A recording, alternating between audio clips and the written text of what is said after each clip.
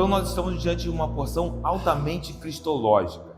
Nós vamos mergulhar na identidade de Cristo Jesus, conhecê-lo e prosseguir em conhecê-lo. Esse é o chamado de todos aqueles que estão em Cristo Jesus. E a identidade de Cristo é uma identidade que, a cada passo que damos em sua direção, nós somos fascinados. Ele continua nos maravilhando, ele continua se revelando a nós. E Paulo, nessa porção, descreve a beleza, a majestade, a excelência de Cristo de uma maneira que, em todo o Novo Testamento, percebemos que isso é exuberante. A maneira como Paulo descreve Cristo nessa porção traz a majestade, a soberania, a beleza de Jesus. Nós percebemos que na última ministração nós pegamos um gancho em que percebemos que Paulo é um homem de oração. Então Paulo estava orando e ele é profundamente grato a Deus pela obra que o Senhor já havia realizado em Cristo, por uma obra que ele continua realizando e que ele completará essa boa obra até o dia de Cristo.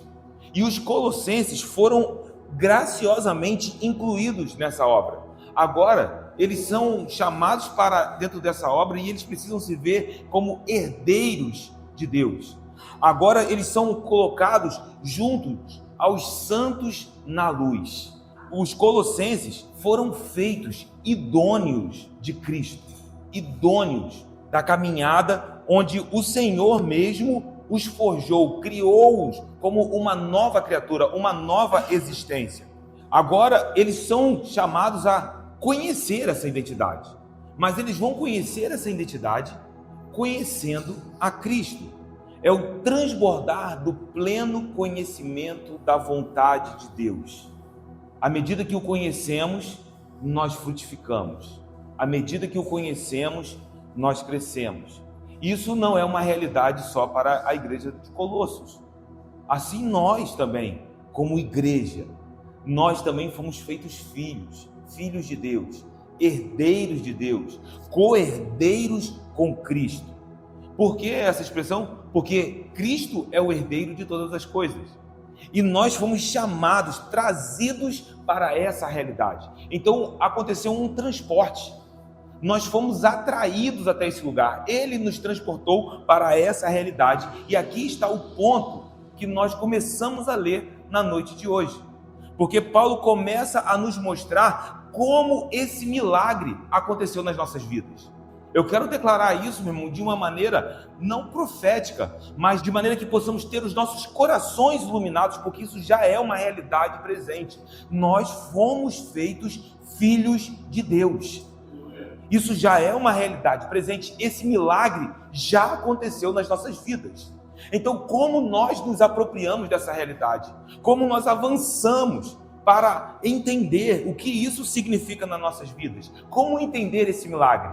E aí Paulo diz que o começo desse milagre se inicia com um processo de libertação.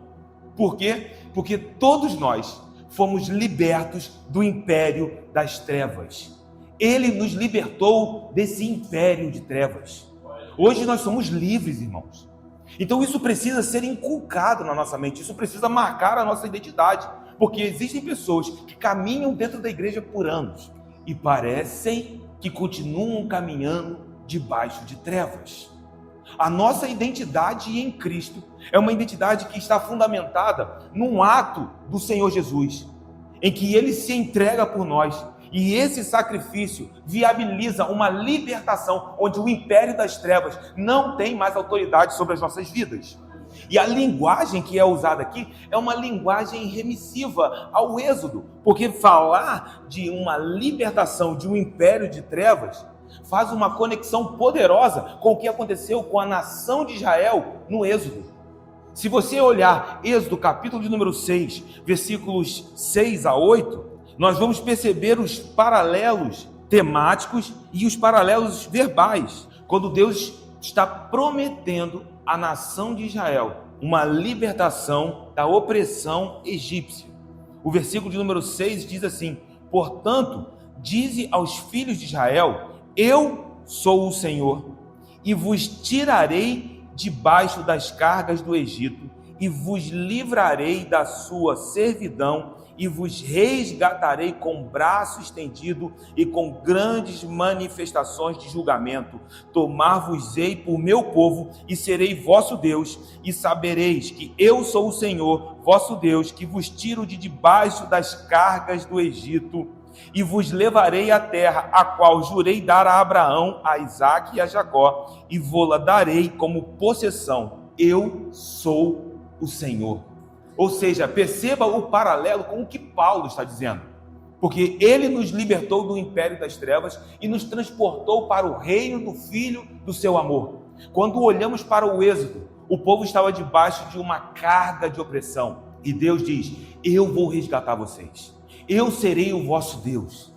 Ele relembra a aliança que ele havia feito com Abraão. E então Deus promete, Deus cumpre. Deus liberta o povo das garras de Faraó, leva o povo para um processo de peregrinação, mas ao final desse processo, eles entram na terra prometida. Porque aquilo que Deus está fazendo, meu irmão, sobre o seu povo, está conectado com a aliança que ele havia feito. Agora, Paulo olha para a igreja do Senhor Jesus. Ele olha para uma igreja de gentios. Ele está olhando para Colossos, uma igreja na Ásia Menor. Uma igreja que poderia ser qualquer igreja de gentios. Poderia ser uma igreja em Jardim Catarina, como nós aqui estamos plantados. E ele está dizendo: vocês também foram alcançados por uma obra semelhante ao que aconteceu no Êxodo. Porque o que aconteceu lá foi um processo de libertação. Mas eu quero dizer a vocês que o alcance dessa obra agora é muito maior. Esse alcance agora é muito poderoso, porque não se restringe apenas a um povo, a uma nação, mas todas as nações da terra foram alcançadas por essa obra. Nós fomos alcançados por essa realidade. Nós éramos escravos que estávamos aprisionados pelas trevas, como pessoas algemadas, pessoas que estavam presas. E alguém algemado, alguém em prisão, por si só não pode se libertar. Perceba que alguém que está em um lugar de cadeias não tem condições por si só de prover os recursos para libertar-se. Mas quando nenhum de nós tínhamos esses recursos, então ele estende o braço a nós e então nós fomos libertos do império das trevas. A imagem do império das trevas marca também a história de Israel quando olhamos para a Babilônia. Quando Isaías, de maneira profética, está olhando para o futuro da nação de Judá, nação essa que seria levada para o cativeiro por causa da sua desobediência. E ele percebe que a nação que entraria pelo cativeiro também receberia uma libertação. Eles seriam trazidos de volta para Jerusalém. O Deus que abre a ferida é o Deus que fecha a ferida. Só que Isaías, ele percebe que esse cativeiro não é uma imagem profética somente sobre uma libertação da nação de Judá, mas ele percebe que isso é algo muito maior. Em Isaías, capítulo de número 42, após receber a revelação de que o povo seria levado para um cativeiro, Deus se certifica de também liberar sobre a vida de Isaías a palavra de restauração. E isso seria realizado por alguém capacitado, ungido pelo Senhor para tal obra. E o capítulo de número 42 nos mostra que esse seria um servo obediente, um cordeiro. E o versículo de número 6 nos mostra qual é o objetivo dele. Eu, o Senhor, te chamei em justiça, tomar-te-ei pela mão e te guardarei e te farei mediador da aliança com o povo. Mas veja que esse mediador não tem um compromisso apenas com o povo de Judá, com a nação de Judá, mas também ele será luz para os gentios, luz para as nossas vidas. Para quê? Para abrires os olhos aos cegos, para tirares da prisão o cativo e do cárcere os que jazem em trevas. Versículo de número 12. Deem honra ao Senhor e anunciem a sua glória nas terras do mar. Quando nós estudamos aqui o livro de Isaías, nós lembramos que essa expressão terras do mar, ela vem do hebraico iim, que fala de terras longínquas, ilhas distantes. E essa referência sempre é uma referência às nações. Ou seja, o que Deus está falando através do profeta Isaías é que as nações seriam atraídas a um lugar de louvor, de honra ao Senhor. E o versículo de número 16 continua: guiarei os cegos por um caminho que não conhece, Fá-los-ei andar por veredas desconhecidas. Tornarei as trevas em luz perante eles, e os caminhos escabrosos planos. Estas coisas lhes farei, e jamais os desampararei. Então Deus está falando através do profeta Isaías sobre uma libertação de Judá do cativeiro babilônico, mas o alcance dessa palavra é notório. Não é somente sobre a nação de Judá, é sobre os gentios, porque nós estávamos em trevas. Nós estávamos com os nossos olhos grudados. Mas então o Senhor, através das palavras do profeta Isaías, começa a nos dizer: olha, há um libertador. Eu sou o Deus que liberta, e Ele trouxe luz para os gentios, Ele trouxe luz para as nossas vidas. E uma vez libertos, seja Israel das garras do Egito, seja a nação de Judá da opressão do cativeiro babilônico, ou sejamos nós que estávamos neste mundo sem paz com Deus, como inimigos dele, agora uma jornada começa, do Egito para Canaã, da Babilônia para Jerusalém, e nós, do império das trevas para o reino do Filho do seu amor. Nós somos um povo numa jornada. Ele nos deu um destino. Nós temos uma direção. Nós temos um caminho. Nós não estamos perdidos. Porque se o povo saísse do Egito e não tivesse uma direção, provavelmente morreriam no deserto ou voltariam para o Egito. Mas quando Deus liberta o seu povo, Ele se certifica de dar um destino. E nós temos um destino. Nós temos uma direção, e o Espírito Santo está nos liderando nessa jornada. As pessoas que não foram resgatadas por Deus em Cristo, elas vivem numa estrutura de trevas, elas vivem numa estrutura caracterizada pela força do caos, elas vivem debaixo de influências do mal, elas vivem debaixo do juízo de Deus, porque estão em inimizade com Deus. Mas Jesus, Ele nos resgatou, e quando Ele fez isso, nesse transporte, Ele muda o cenário da nossa jornada. Ele começa a nos mostrar que nós temos um caminho, e então no meio do caos, nós ouvimos a voz do Senhor, trazendo luz, trazendo ordem, trazendo sentido, trazendo propósito para as nossas vidas. Nós temos esse caminho. Nós temos essa voz nos guiando. O Espírito de Deus rege as nossas vidas em amor, porque o Pai abriu esse caminho para que nós fôssemos reconciliados com Ele, meu irmão. Se isso não fizer sentido para nós, nada mais fará. Nós estaremos perdidos, nós não estaremos entendendo o que Paulo está dizendo nesses versículos. Aqui, a cristologia é majestosa. As descrições de Cristo nesse capítulo são descrições que falam da supremacia de Jesus, a excelência, a suficiência da obra de Cristo nas nossas vidas. Meu irmão, a obra está consumada. Essa é a nossa realidade. E então Ele nos tira do império das trevas e nos transporta para o reino do Filho do seu amor.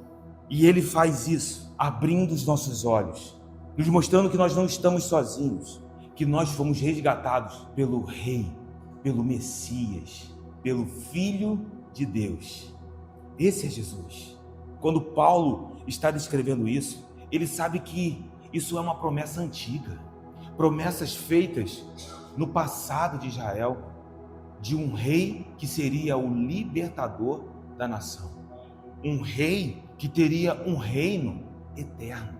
Quando essa promessa é feita a Davi, a um descendente. E aí em 2 Samuel, capítulo de número 17, versículos 11 a 13, esses são os versículos na NVI. É interessante que na ARA é a partir do versículo de número 12, tá? 2 Samuel 17, 11, se você estiver com uma NVI, ou 2 Samuel 17, 12, se você estiver com uma ARA ou uma RC. Mas a NVI diz assim: quando a sua vida chegar ao fim, e você se juntar aos seus antepassados, escolherei um dos seus filhos para sucedê-lo, e eu estabelecerei o reino dele. É ele quem vai construir o templo, e eu firmarei o trono dele para sempre. Eu serei seu pai, ele será meu filho. nunca retirarei dele o meu amor, como retirei de Saul. Embora ouvindo essa promessa, possamos perceber que o cumprimento parcial dessa promessa se realiza em Salomão, porque de fato Salomão constrói um templo para o Senhor. Nós percebemos que também o cumprimento total dessa palavra não pode se realizar sobre a vida de Salomão. Por quê? Porque a promessa que foi feita a Davi seria um governo, um reino eterno. Mas Salomão morre. O trono de Salomão vai ser passado para o seu filho, Roboão. Na verdade, após o governo de Salomão, o reino até se divide. Mas, então, o que Deus está falando para Davi? É a promessa de um descendente, um filho de Davi.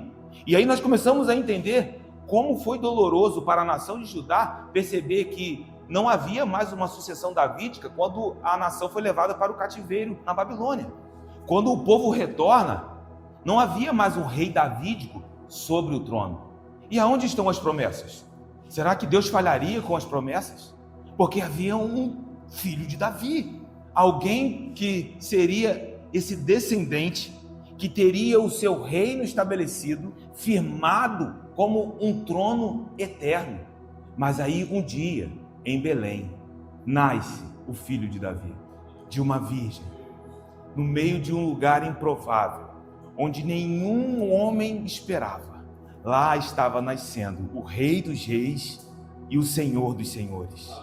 Alguém que nasceria num trono de humildade, que seria aquecido nos seus primeiros dias numa estrebaria. E de fato, ele precisava ser o servo de Isaías 42. E até o fim, como o Cordeiro de Deus que tira o pecado do mundo, de Isaías 53. Mas uma vez que ele foi crucificado, ao terceiro dia ele ressuscitou. Aleluia. E uma vez que ele vence a morte, o seu trono é firmado para sempre. Então aquilo que Deus promete a Davi, ele é fiel para cumprir. Assim são as promessas de Deus sobre as nossas vidas. Então nós começamos a perceber o que está no coração de Paulo. Paulo está consciente de que ele está falando de alguém que tem o seu reino eterno. Então, ser transportado do império das trevas para o reino do Filho amado não é qualquer coisa. Nós estamos falando que fomos transportados para um reino cujo trono está estabelecido para sempre. Os céus vão passar, a terra vai passar, mas o trono do nosso rei permanecerá para sempre, porque foi assim declarado na palavra, assim está estabelecido e assim será de eternidade em eternidade. Ah, meu Deus, que graça, que bondade. Paulo está consciente disso. Salomão foi tragado pela morte. Jesus até foi, mas ao terceiro dia ele ressuscita vencendo a morte.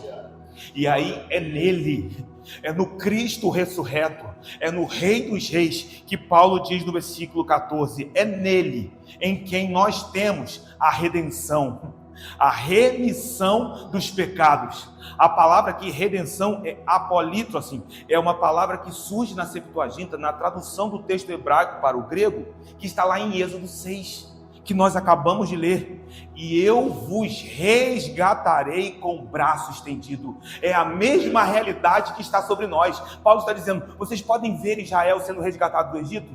Sim, nós podemos. Eu quero dizer, da mesma maneira, vocês que estão em Cristo foram resgatados pelo Senhor. É a mesma palavra, é a mesma realidade, é a ideia de uma libertação que foi efetuada pelo pagamento de um resgate. Nós fomos resgatados. Jesus entregou a sua vida, o seu sangue por nós, e com o preço desse resgate nós fomos comprados. O preço que era pago para um escravo ser liberto, agora nós fomos alcançados. O preço pago para que cativos fossem libertos das algemas, nós fomos libertos. Assim nós fomos tirados da miséria do pecado, assim nós fomos tirados da miséria das trevas. Meu irmão, não tenha medo, a tua mente pertence a Cristo, o teu coração pertence a Cristo, a nossa vida pertence a Ele, Ele nos comprou. Então se alegre, celebre ao Senhor, porque as trevas não mais dominam sobre nós. A nossa vida pertence a Ele. os nossos corações pertencem a Ele, nós fomos resgatados, nós recebemos a redenção e a remissão dos nossos pecados. A NVI traz o perdão dos nossos pecados. E sabe o que é interessante? É que, explorando o grego de Paulo, ele usa a palavra áfesis para remissão dos pecados. E essa palavra é a mesma palavra que traduz a palavra Iobel, hebraica, no Antigo Testamento. Mas por que isso é importante? Porque Iobel significa jubileu. Então nós somos levados ao que significa jubileu. Levítico 25, quando Moisés recebe a prescrição a respeito de como o povo deveria viver. E então Levítico 25 fala sobre o ano do jubileu, um tempo de libertação dos cativos, um tempo de libertação de escravos, um tempo de restituição, de reassentamento de posses. Levítico, capítulo de número 25, no versículo de número 53, fala sobre o trabalhador e aquele que trabalha como um servo. Ele diz assim: como jornaleiro, de ano em ano estará com ele. Ou seja, o seu senhor deveria trabalhar junto com o seu servo. Não se assenhoreará dele com tirania à sua vista. Verso 54. Se desta sorte se não resgatar, sairá no ano do jubileu, ele e seus filhos com ele. O que Moisés está ouvindo do Senhor? Que no ano do jubileu, e o que era o ano do jubileu? Era um ano sabático. Após uma contagem de 49 anos, esse 50º ano deveria ser um ano sabático. Eles não deveriam plantar no ano sabático, mas eles escolheriam o quê? Eles escolheriam daquilo que já havia sido plantado. Aí você vai dizer, mas como eles poderiam viver assim? Eles não poderiam se esquecer que o Senhor era o sustentador do povo. Era um teste de confiança. Mas não somente isso. As posses. Quando você comprava um terreno, você deveria comprar aquela terra consciente que no ano do jubileu ela deveria voltar para a família que se viu necessitada de vender aquela terra, talvez por uma dificuldade financeira, mas no ano do jubileu aquela terra precisava voltar. E não somente isso, servos, talvez alguns que foram até comprados como escravos. Se ninguém resgatasse, porque havia a lei do resgatador, se ninguém pudesse resgatar aquela pessoa, então ninguém pode me resgatar, então eu vou morrer como um escravo. Não, no ano do jubileu, não somente ele, mas a sua família deveria ser liberada da servidão. Por que isso é tão importante? Porque isso fala de perdão, no qual nós temos a redenção, porque fomos comprados por preço de sangue, mas também graciosamente recebemos o seu perdão e fomos libertos. Essa é a realidade que Paulo traz a respeito da obra de Cristo.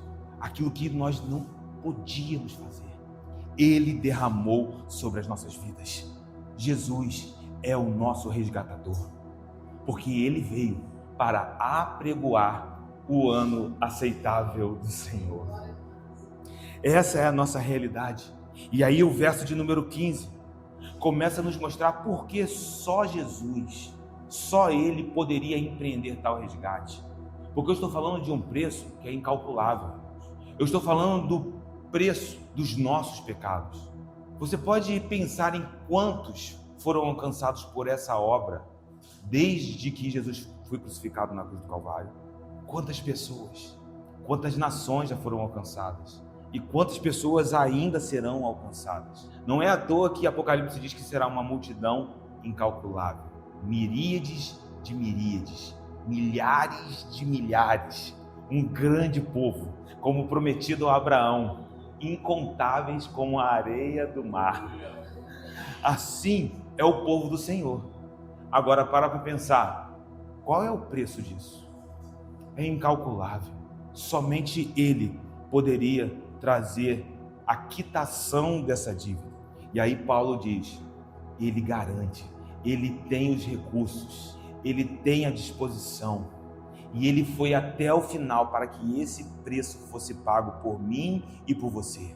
é o reino do Filho amado. Este é a imagem do Deus invisível.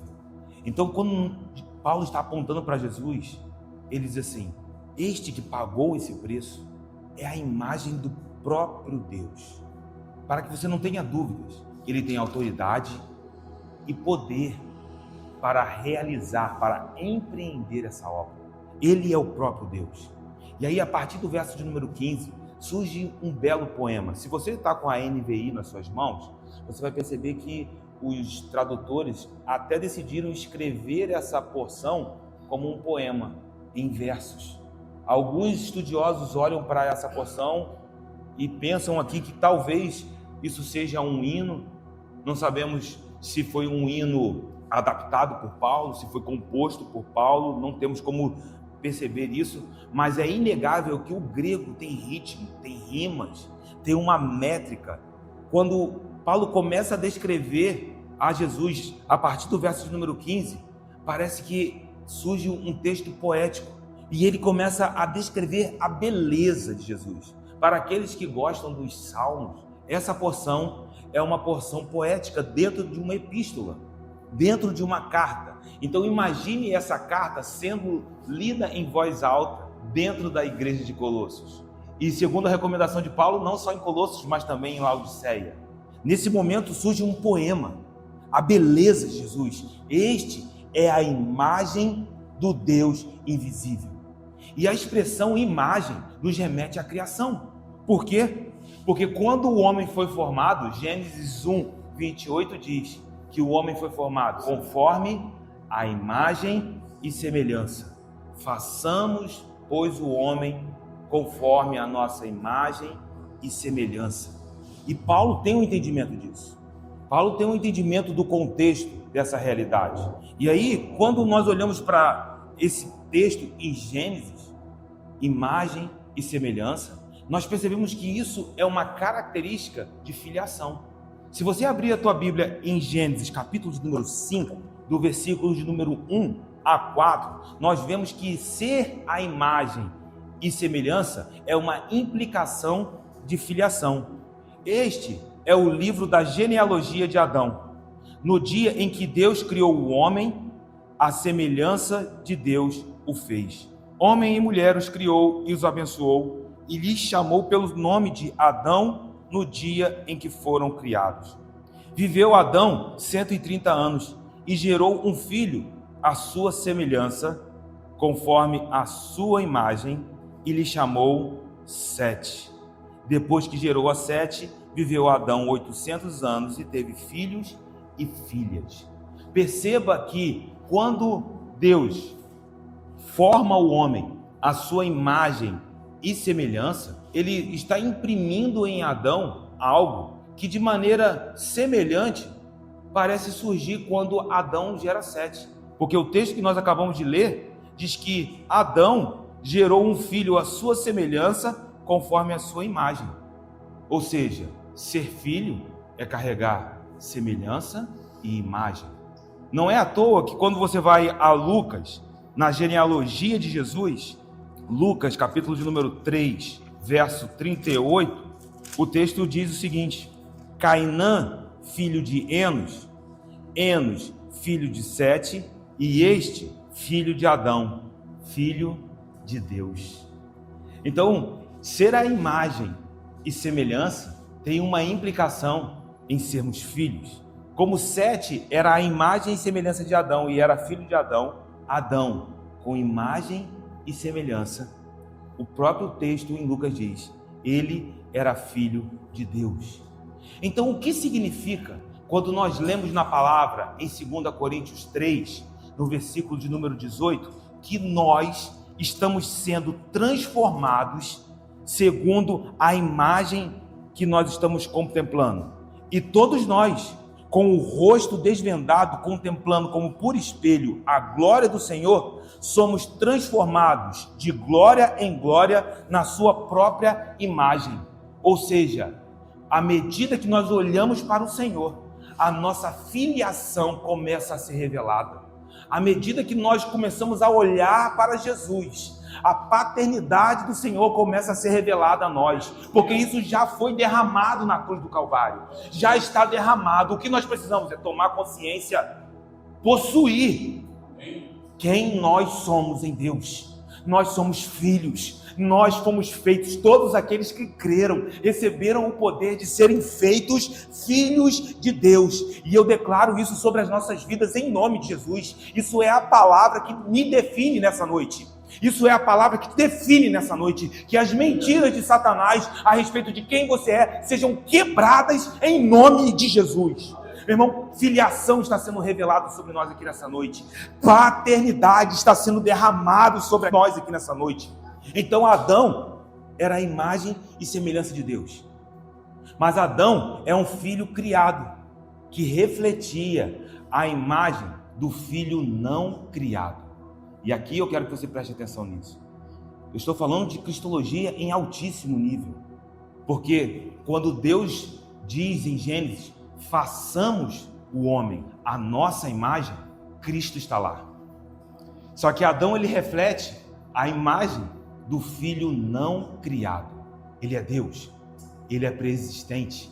E Adão é chamado para comunicar essa imagem do filho não criado. Ele, Adão, é o filho criado, que carrega a glória de Deus, que carrega a imagem de Deus, que carrega a beleza de Deus, aquele que era o Verbo, que estava com Deus no princípio. A beleza, a imagem, a semelhança dele foi imprimida em Adão. Então Adão foi o primeiro a carregar isso. Só que Adão falhou, eles caíram. Adão não conseguiu refletir a glória do Eterno. Mas onde o primeiro Adão fracassou, o último Adão não fracassou. Aqui está o ponto, que Jesus, como a imagem do Deus invisível, porque o primeiro Adão, ele carregava essa imagem, mas agora quando nós olhamos para Jesus é diferente, porque Adão foi feito, formado conforme a imagem, mas Jesus, ele é a imagem do Deus invisível. Conseguem perceber a diferença? Eu estou falando aqui, meu irmão, e sabe, isso é a beleza de Cristo. É a sutileza dos detalhes, a perfeição desse plano eterno. Um Deus que de eternidade em eternidade ele está lá. Antes de tudo, ele é. E então a imagem do Deus invisível revela a expressão exata do ser do Pai. É o que nos diz Hebreus, capítulo de número 1, no verso de número 3, quando o autor de Hebreus descreve que ele, o Filho, que é o resplendor da glória, é a expressão exata do seu ser, sustentando todas as coisas pela palavra do seu poder, depois de ter feito a purificação dos pecados, assentou-se à direita da majestade nas alturas. Então nós estamos falando daquele que é a expressão exata do ser do Pai. Adão foi feito conforme a imagem. Ele é a imagem do Deus invisível. Só Jesus pode dizer, eu sou. E quando ele diz isso, Paulo continua, porque este que é a imagem do Deus invisível, a parte B do versículo de número 15 diz, o primogênito de toda a criação. E entenda que primogenitura aqui não deve ser visto no sentido de que ele foi criado. Por quê? Porque João, capítulo de número 1, versículo de número 1, deixa claro que no princípio era o Verbo estava com Deus e o Verbo era o próprio Deus. Então, o que significa ser primogênito aqui? A gente precisa mergulhar na mente de um judeu. Precisamos ir até a cultura dos judeus para entender primogenitura. O que significava ser um primogênito? O primogênito de uma família possuía o direito de uma porção dobrada da herança. Deuteronômio nos fala sobre isso. É Deuteronômio capítulo de número 21. Nos diz que o primogênito, ele tinha direito a uma porção dobrada. Por quê? Porque ele tinha preeminência na família. Então, quando Paulo está dizendo, ele é o primogênito de toda a criação, o que Paulo está dizendo? Que a imagem do Deus invisível tem preeminência, ele tem soberania, ele está acima de tudo e todos na ordem criada, porque ele é o filho primogênito de um rei. E o filho primogênito de um rei era aquele que deveria assumir o trono. É por isso que quando nós olhamos para Jesus, nós percebemos que ele de fato está ocupando um lugar que pertence a ele por direito. Ele é o herdeiro de todas as coisas. Aqui está a beleza de quem é Jesus, a imagem do Deus invisível e o primogênito, aquele que tem preeminência sobre toda a criação, sobre as nossas vidas, sobre as nossas realidades, em cada lugar que nós pisarmos, e não somente na nossa realidade, meu irmão, mas eu estou falando de algo cósmico, eu estou falando de toda a criação. Esse é o nosso Jesus. E aí Paulo continua descrevendo a beleza, porque o poema continua correndo. Se ele é a imagem do Deus invisível, o primogênito de toda a criação, Paulo continua dizendo: pois nele foram criadas todas as coisas dos céus e sobre a terra, as visíveis e as invisíveis, sejam tronos, sejam soberanias, quer principados, quer potestade, tudo. Absolutamente tudo foi criado por meio dele e para ele. Aqui está o reflexo da supremacia de Jesus. Se algo existe, isso foi criado nele. Se algo existe, isso é por ele. Isso é para ele. E o escopo, o alcance dessa palavra é cósmico. Porque Paulo começa a dizer: nos céus e na terra. A ordem criada em Gênesis 1, no princípio Deus criou os céus e a terra, a ordem criada visível como um todo, mas não só as coisas visíveis, também as invisíveis, sejam tronos. E quando nós falamos de tronos, para um judeu, isso era visto como um dos mais altos poderes na ordem angelical, estavam abaixo dos arcanjos. Isso faz um pouco de sentido para a gente quando você olha Apocalipse, capítulo de número 4, verso de número 4, porque João vê aquele que está sentado no trono, relâmpagos, trovões, uma visão majestosa, mas ao redor do trono ele vê 24 tronos. É uma ordem celestial. Mas aí Paulo está dizendo: mesmo que sejam tronos, foram criados nele, por ele e para ele. Sejam soberanias. E o Novo Testamento traduz essa palavra soberanias como domínios, como em Efésios 1, 21. Estou falando de domínios espirituais. Sejam eles domínios que estejam em trevas ou em luz. Tudo foi criado nele, por ele e para ele. A NVI vai trazer poderes e autoridades. Em algumas versões, principados e potestades, independente de que nível de poder nós estamos falando. Tudo está debaixo da autoridade do Cordeiro de Deus. Tudo. Meu irmão, é nesse lugar que nós nos sentimos completamente seguros. Eu quero te dizer que existem ataques do inimigo. Eu não estou dizendo que, pelo fato deles terem sido despojados na cruz do Calvário, eles não estejam ativos e não sejam poderosos. Mas se eles têm algum poder, eu quero te garantir nessa noite que o Senhor tem todo o poder e eles estão subjugados ao poder do nosso Deus. Paulo quer que a igreja entenda a supremacia de Cristo sobre toda a ordem visível e invisível. Meu irmão, escute o Espírito Santo de Deus aqui nessa noite, porque isso é libertador. A supremacia de Cristo sobre toda a ordem invisível. Eu não sei se nós estamos debaixo de algum ataque, mas o sangue do Cordeiro tem poder sobre as nossas vidas. Toda a ordem angelical está subjugada a Cristo. Ele está acima dos anjos. Toda a ordem natural, física, visível, todas as coisas são para Ele.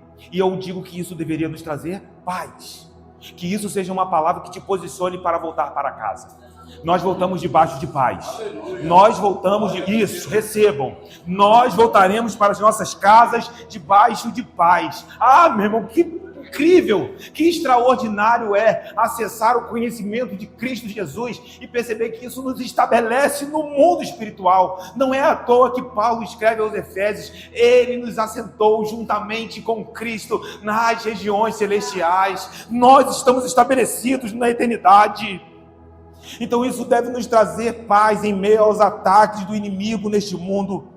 Então, com prudência, irmão, nós caminhamos, somos prudentes, porque entendemos que há poderes espirituais. Eles foram despojados na cruz do Calvário, mas só existe um lugar onde nós estamos seguros, e é neste lugar que nós queremos construir a nossa vida, na imagem do Deus invisível, o primogênito de toda a criação, aquele que nele todas as coisas foram criadas, nos céus e sobre a terra, as visíveis e as invisíveis, sejam tronos, sejam soberanias, quer principados, quer potestades, tudo foi criado por meio dele e para ele. Você está seguro em Cristo Jesus. Por quê? Porque ele é antes de todas as coisas, nele tudo subsiste. Isso é o versículo de número 17. Perceba como a poesia corre. Parece que a gente já está no meio do texto, mas é a palavra que simplesmente está correndo. E que a palavra corra aqui nesse lugar. Que a palavra prospere aqui nesse lugar. Porque eu quero te dizer uma coisa, meu irmão. Eu amo esse versículo. Ele é antes de qualquer coisa que exista. O que isso quer dizer? É que se algo veio a existir, ele já estava lá antes. E se isso veio a existir e continua existindo, subsiste, só continua existindo porque está sendo sustentado por ele. Então por que você está de pé aqui nessa noite? Porque todas as coisas são sustentadas nele, porque tudo subsiste nele, porque essa é a nossa realidade. Nós entendemos aonde nós estamos em Cristo. Ele é o ponto, meu irmão, para onde nós precisamos olhar. Ele governa todas as coisas, a existência contínua da vida, da criação, do mundo espiritual, todas essas coisas são mantidas em Cristo Jesus. É nesse lugar que nós percebemos uma faceta que deve nos levar a um temor santo, ao olhar para isso e perceber que antes de tudo ele já é. Olhando para o texto, talvez fizesse sentido em dizer: antes de tudo ele já era. Mas só que Paulo escreve no presente. Antes de tudo, ele é. E isso tem implicações na história, porque ele continua no controle da criação. E aquele que era e é, ainda é. E isso nos mostra para o fim da história, porque o fim da história ainda não aconteceu. Mas antes que esse dia venha, ele continua sendo. Ele continua sendo. Eu sou. O verbo aqui sendo usado assim no presente é uma tradução que nos remete à maneira como que o próprio Deus se apresentava no Antigo Testamento. Eu sou, ele é. Então mesmo que amanhã esteja reservado, o que tiver para acontecer amanhã, ele já é. Ele continua aqui, antes de todas as coisas. É porque nós olhamos para isso e somos levados ao passado, à criação, mas existem coisas que estão sendo trazidas à existência. Há um novo céu e uma nova terra. E antes de todas as coisas, ele é. Ele continua sendo. O nosso Cristo é supremo. E aí o verso de número 18 diz que ele, que é o supremo sobre todas as coisas, ele também é a cabeça do corpo, da igreja. Ele é o princípio, o primogênito de entre os mortos, para que em todas as coisas ter a primazia. As questões da vida só farão sentido quando Cristo for mantido no centro.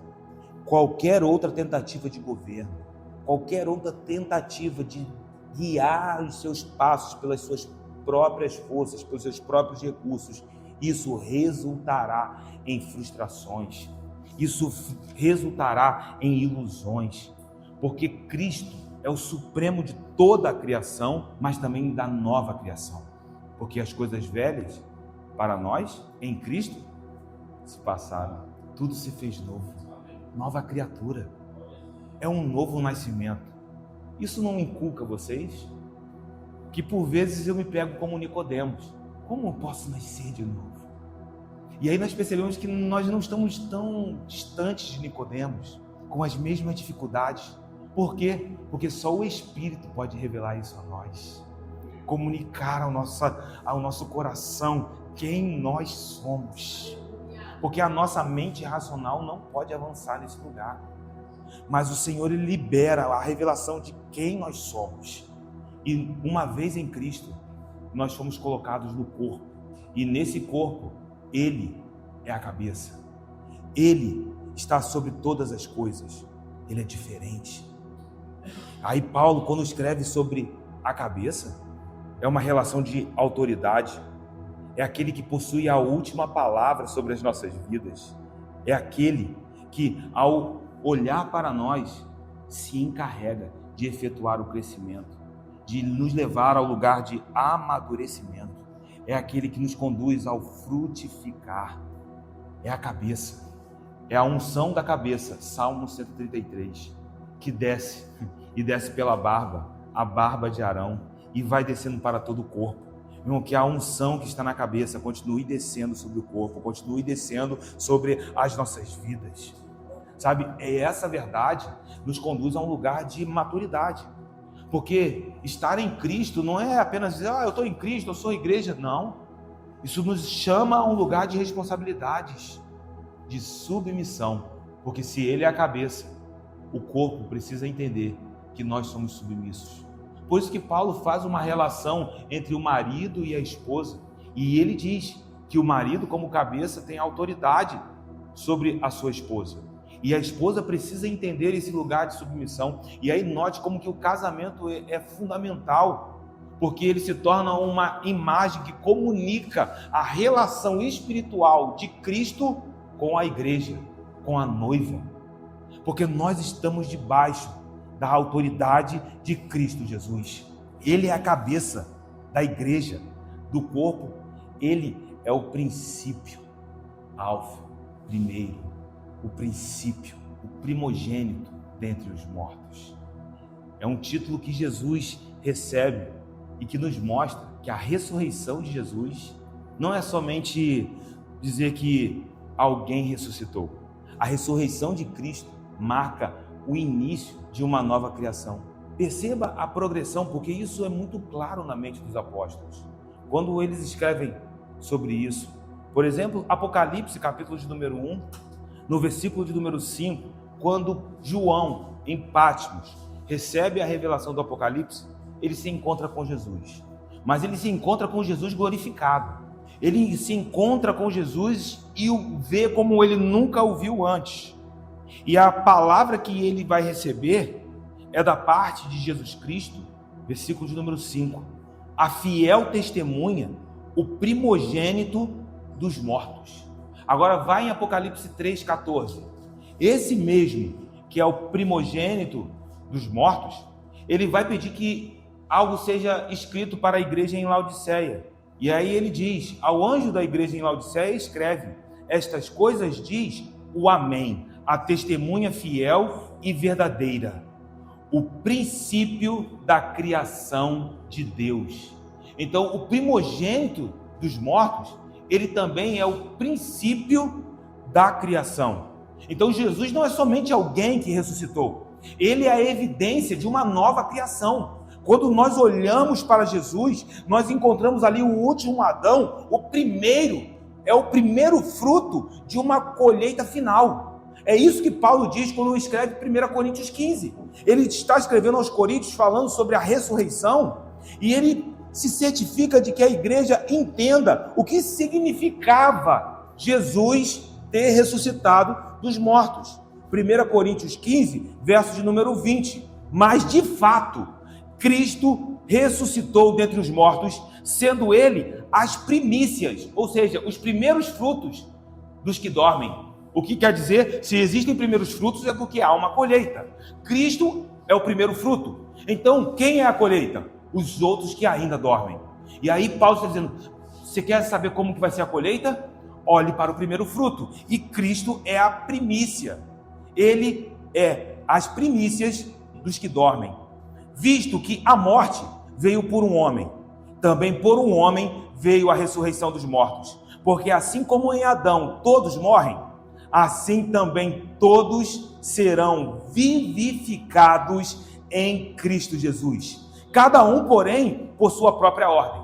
Cristo, as primícias, depois os que são de Cristo na sua vinda. Então Jesus é o primogênito dentre os mortos. Ele é o primeiro fruto de uma colheita de ressurreição, e por isso a ressurreição é algo vital no cristianismo.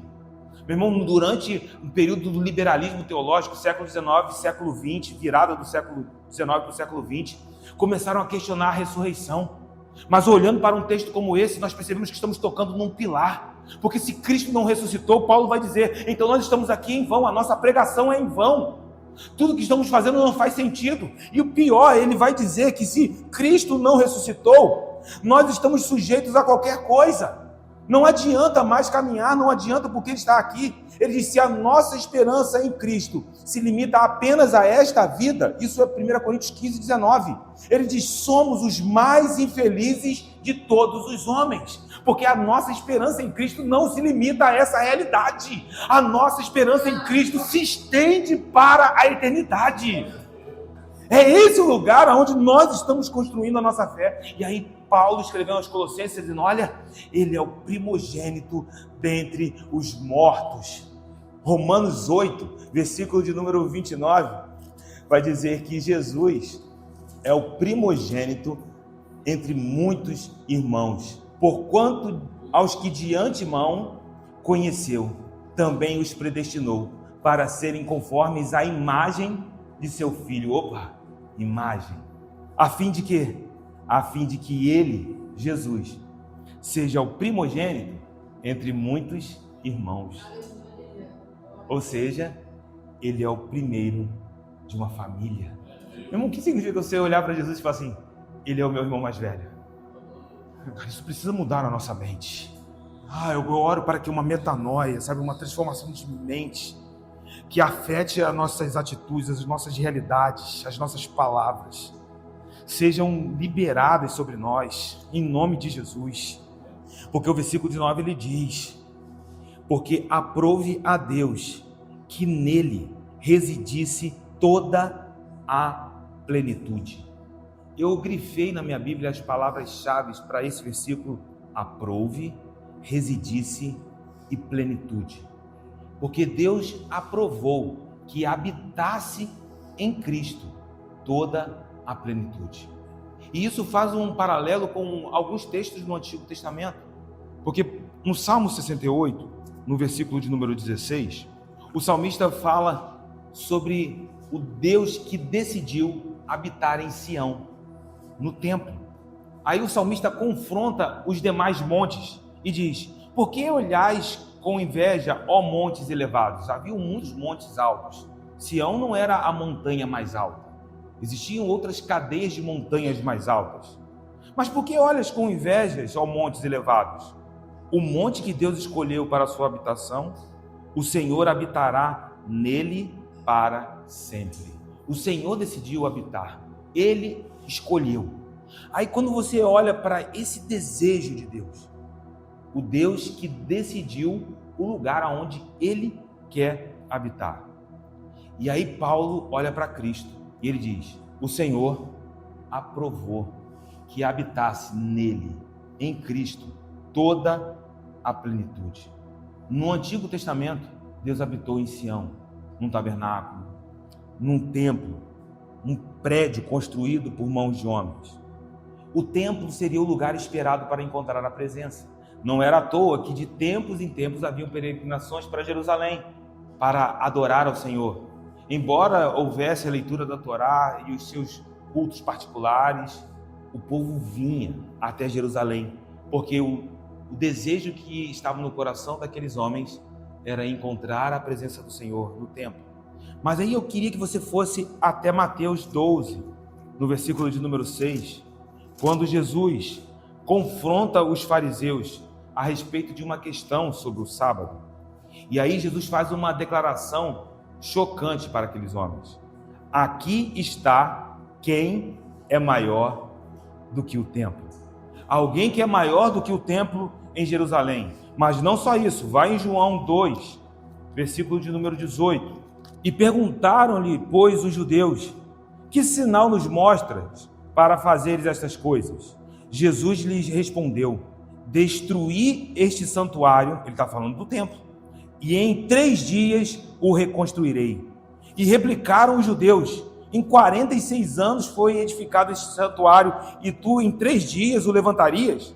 Ele, porém, se referia ao santuário do seu corpo.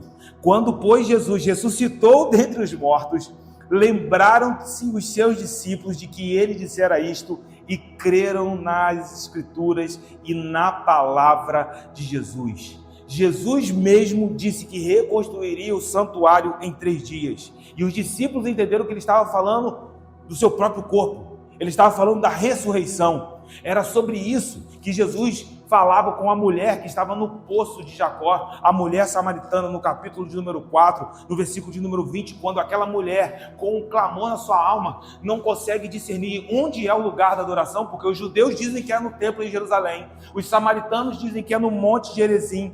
A mulher pergunta: nossos pais adoravam neste monte, vós, entretanto, dizeis que em Jerusalém é o lugar onde se deve adorar. E disse-lhe Jesus: mulher, podes crer-me que a hora vem quando nem neste monte, nem em Jerusalém adorareis o Pai. Versículo de número 23. Mas vem a hora, e já chegou, em que os verdadeiros adoradores adorarão o Pai em espírito e em verdade, porque são estes que o Pai procura para os seus adoradores. Não é mais sobre um templo físico, meu irmão. Não é mais sobre um prédio feito por mãos de homens. Embora nós estejamos hoje aqui numa outra sala, eu estou dizendo, não é sobre o lugar físico, mas é sobre a obra de Cristo realizada na cruz do Calvário, que nos traz para essa realidade, e hoje nós fazemos parte do corpo de Cristo, assentados com Ele nas regiões celestiais. E vou te dizer mais, isso vai ganhar entendimento para nós, porque quando João olha o fim de todas as coisas, ele vê a nova Jerusalém descendo do céu, e aí ele procura santuário. Vai em Apocalipse 21, 22, nela não vi santuário. Mas por quê? Porque o seu santuário é o Senhor, o Deus Todo-Poderoso e o Cordeiro. Quando João recebe a revelação do Apocalipse, ele nos mostra que o Cordeiro e o Senhor, o Pai e o Filho, eles serão o santuário. Ou seja, Cristo cumpre o papel do santuário, em quem está toda a plenitude, em quem habita, em quem reside toda a plenitude da presença de Deus. Não está mais num prédio, não está mais num templo terreno, agora está em Cristo Jesus, o Verbo que se encarnou. Ele habitou entre nós, ele tabernaculou entre nós, e à medida que ele tabernaculou entre nós, ele abriu uma porta para o tabernáculo, para que possamos acessar a presença do Pai. É através da obra de Cristo Jesus. E aí Paulo continua: porque aprove a Deus que nele, em Cristo, a presença residisse. Mas não só uma porção gloriosa, como no Antigo Testamento, toda a plenitude. E que, havendo feito a paz pelo sangue da sua cruz, por meio dele, reconciliasse consigo mesmo todas as coisas, quer sobre a terra, quer nos céus. Então, com o sangue deste, que é a imagem do Deus invisível, o primogênito de toda a criação, o primogênito de entre os mortos, aquele que nele, por meio dele e para ele, todas as coisas foram criadas, o tabernáculo de Deus entre os homens. Eu estou falando do sangue daquele que é cheio de bondade, o sangue daquele que é cheio de graça, o inocente Cordeiro. Foi esse sangue que nos trouxe paz e reconciliação. São 2 termos chaves que precisamos carregar em nossos corações. Hoje nós temos paz com Deus, porque fomos reconciliados com Ele. E aí, quando Paulo escreve todas as coisas, ele não quer dizer a salvação universal, ele não está dizendo aqui de uma redenção cósmica, sabe, como que se até o diabo tivesse algum tipo de esperança a todas as coisas. Não, ele está dizendo aqui todas as coisas, no sentido de que por meio de Cristo, Deus trouxe toda a criação sujeita a Ele, de modo que quando isso se consumar, todas as coisas serão subjugadas a Ele.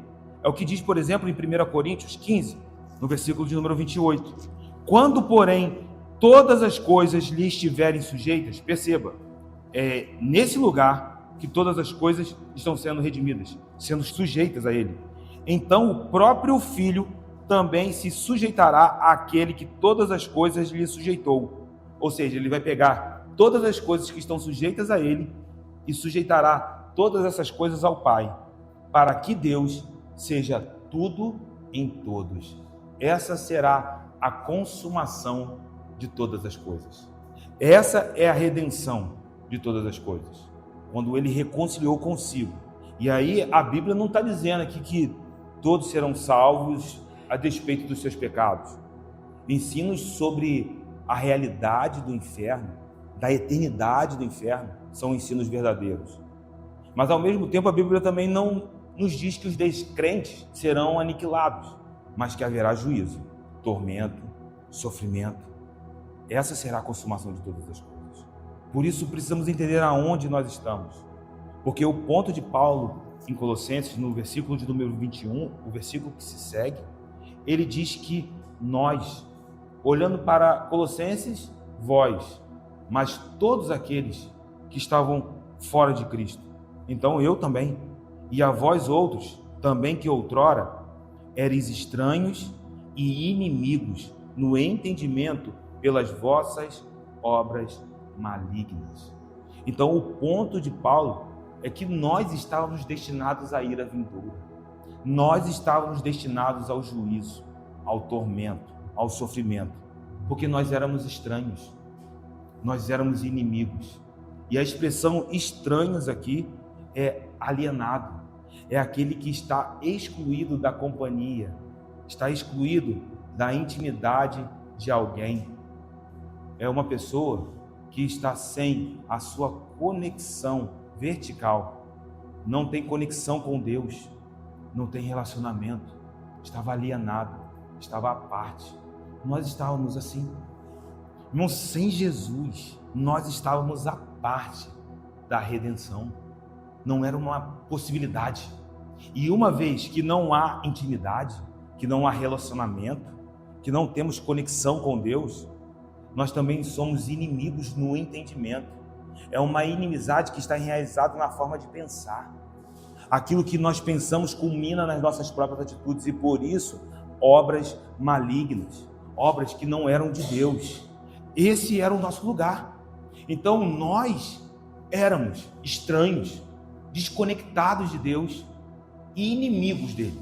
Aí Paulo, no versículo que segue, no versículo de número 22, ele diz: isso era, mas agora, porém, ele vos reconciliou no corpo da sua carne, mediante a sua morte, para apresentar-vos perante ele. Abram suas mãos.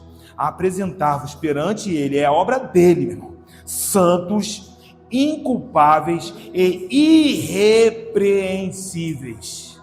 Nós estávamos em condições improváveis, tá?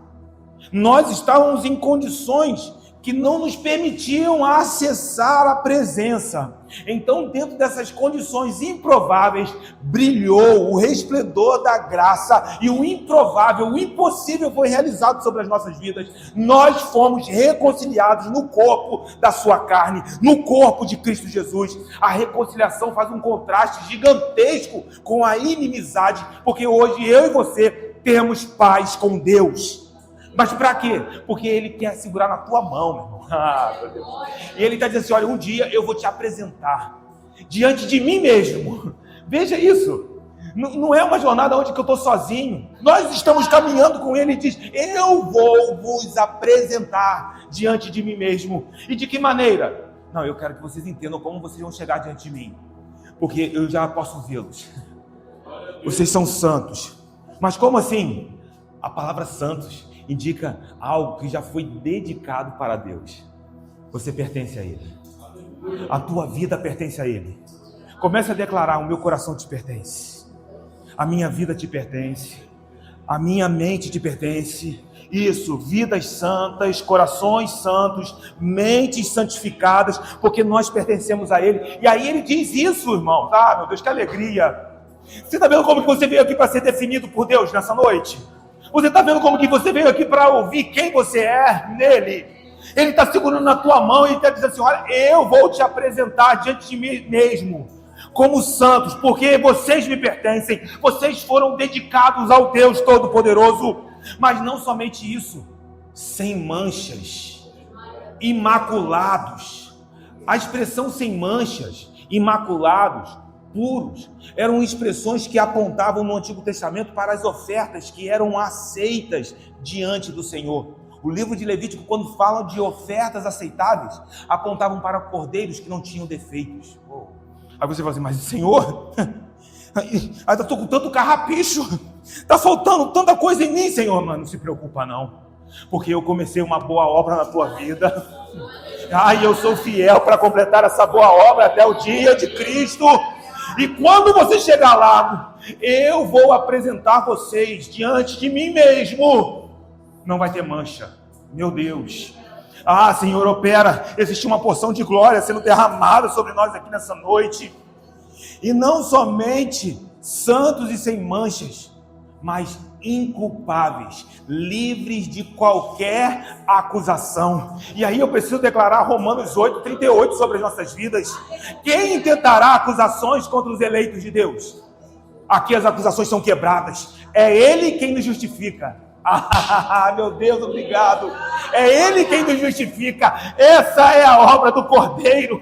Santos, sem manchas e livres de qualquer acusação. E então entramos no final dessa porção. O poema está se fechando e no versículo de número 23 ele deixa um ponto decisivo para nós aqui nessa noite. Porque um texto como esse é vibrante, irmãos. É um texto cheio de vida. É um texto que produz grandes expectativas. Mas isso só será uma realidade, olhe para o versículo 23, se é que permaneceis na fé. Eu vim aqui para responder ao meu Jesus em fé. Você pode dizer: Senhor, eu respondo a Ti nessa noite. É a fé que temos em Cristo. Sabe, te ver aqui nessa noite, meu irmão, é perceber que o Espírito está dizendo quem você é e como você deve viver, alicerçados e firmes. Por quê? Eu escrevi isso aqui, meu irmão, no final do meu dia, porque os ventos de desânimo se levantam, mas nós voltamos firmes e alicerçados. Aleluia, aleluia, aleluia. Porque os ventos de falsas doutrinas se levantam, mas nós voltaremos para casa firmes e alicerçados.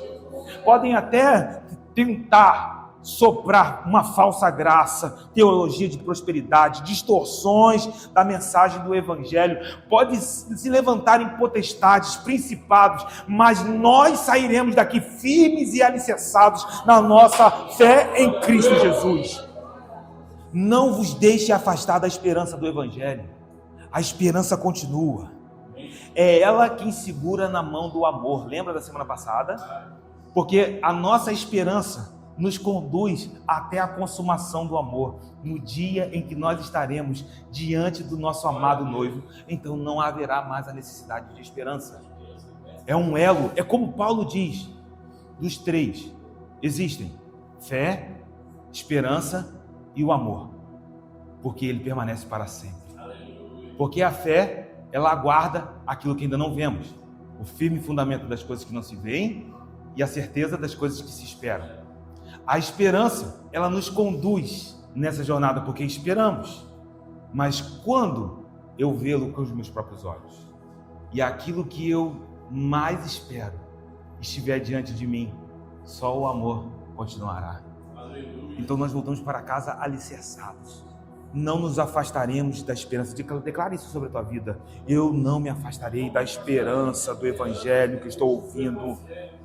Paulo diz: é o Evangelho que foi pregado a toda criatura, debaixo do céu, e do qual eu, Paulo, me tornei ministro. Paulo ouviu o Evangelho, o mesmo Evangelho que os colossenses ouviram, mas ele declara que ao ouvir essas palavras, essas boas novas, eu me tornei ministro dela. Só que aqui, só quando a gente entra no grego, a gente sente o impacto do que Paulo está dizendo. Porque Paulo, ao dizer isso, ele está dizendo assim, literalmente: eu me tornei diáconos dessa palavra. Eu me tornei um servo dessa mensagem. Porque às vezes a gente pensa, o ministro é aquele que está na frente, que anuncia. Não, o texto grego é diáconos, é um servo, é aquele que se submete. Vocês receberam a palavra nessa noite. O que eu faço, o que vocês farão, o que nós faremos? Nós nos submetemos à palavra. Nós nos submetemos à revelação de Cristo Jesus. Nós nos submetemos à majestade, à soberania do nosso Deus. Ele que nos transportou para o reino do Filho do seu amor. Eu me rendo ao senhorio de Jesus nessa noite. Ele me faz santo, sem manchas e livres de acusações. Coloque a tua mão sobre o teu coração e comece a declarar a tua identidade. Isso. Quem você é nele. Isso. Comece declarando: meu coração é teu. A minha mente te pertence. Os meus sentimentos. Talvez pessoas que entraram aqui com emoções em estados de exaustão, pessoas que entraram aqui com dúvidas, com ataque, debaixo de ataques do inimigo. Nós estamos debaixo da soberania do Senhor.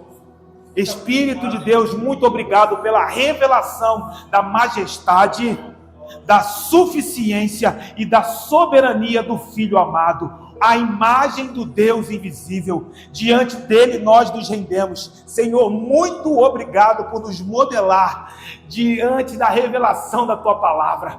Nós te contemplamos nessa noite, Jesus, e voltamos com nossos pés firmados. Ah, meu Deus, nós voltamos para casa com os nossos pés firmados, em nome de Jesus. Isso, declara isso sobre a tua vida nessa noite. Nós voltamos para casa firmes e alicerçados. Nós viveremos para a glória do Senhor. Que a tua terça-feira seja marcada pela manifestação da glória do Senhor. Que a tua quarta-feira, que esta semana seja marcada, meu irmão, que existam reviravoltas, que ataques do inimigo que se levantaram, eles sejam agora quebrados, que o inimigo seja despojado, que a revelação da obra da cruz seja manifesta nas nossas vidas, para a glória do nome do Senhor. E assim nós oramos em nome de Jesus, amém, e graças a Deus. Você pode aplaudir ao Eterno.